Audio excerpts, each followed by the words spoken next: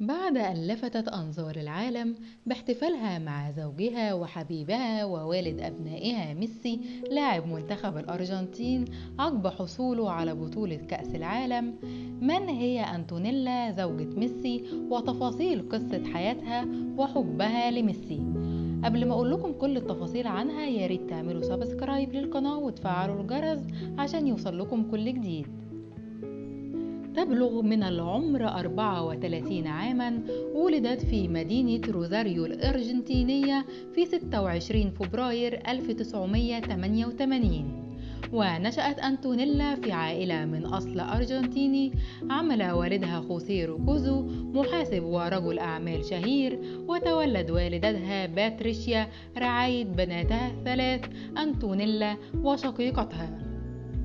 درست التغذية في جامعة روزاريو الأرجنتينية، لكنها الآن تعمل في مجال الأزياء ولها متجر أحذية في إسبانيا جنبا إلى جنب مع صوفيا بالبي زوجة لويس سواريز زميل ميسي في الفريق. تعتبر قصة حب ليونيل ميسي وزوجته أنتونيلا من القصص الاستثنائية، إذ تعرف عليها في 7 من عمره، وكانت هي تصغره بعام واحد، فهي ابنة عم صديقه. في ذلك الوقت التحق ميسي بأحد أهم نوادي مدينة روزاريو الأرجنتينية، موطنه الأصلي الذي شهد ظهور موهبته. وبعد فترة قصيرة من لقائهما تلقى ميسي تشخيصا بإصابته بنقص هرمون النمو، وفي سن 13 من عمره بعد توقيعه لبرشلونة، ثم انتقل إلى إسبانيا كجزء من العقد، ووافق النادي على دفع تكاليف العلاج التي يحتاجها، وابتعد عن أنتونيلا فترة المراهقة، لكن التواصل بينهما لم ينتهي لتلتقي به مجددا.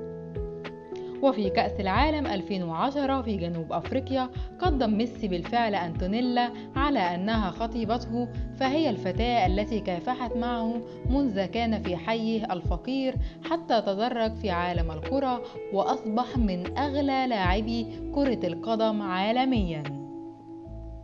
وقالت أنتونيلا: لقد عرفنا بعضنا لفترة طويلة، إنه يعرفني تماما ويعرف كيف يدخل إلي في جميع الأوقات. إنه شخص لا يمر عمليا بأيام سيئة، وهو دائما في مزاج جيد ورفيقا رائعا. أما زواجهما فكان في مدينة روزاريو الأرجنتينية التي ولد والتقى فيها الزوجان عام 2017، وكان بالنسبة لهما حفل زفاف القرن. تحدث ميسي عن بعض التفاصيل الخاصة بأطفاله إذا اعتادوا على لعب كرة القدم معا خلال الأجازات، وقال في مقابلة مع فوكس عن إن ابنه الأكبر صاحب ال9 أعوام يعاني تياجو كثيرا عندما نخسر، يريد أن يكون بجانبي لأنه يعلم أن الهزيمة تؤلمني. أما ابنه الأوسط ماثيو صاحب ال6 أعوام قال إنه يتمتع بشخصية قوية.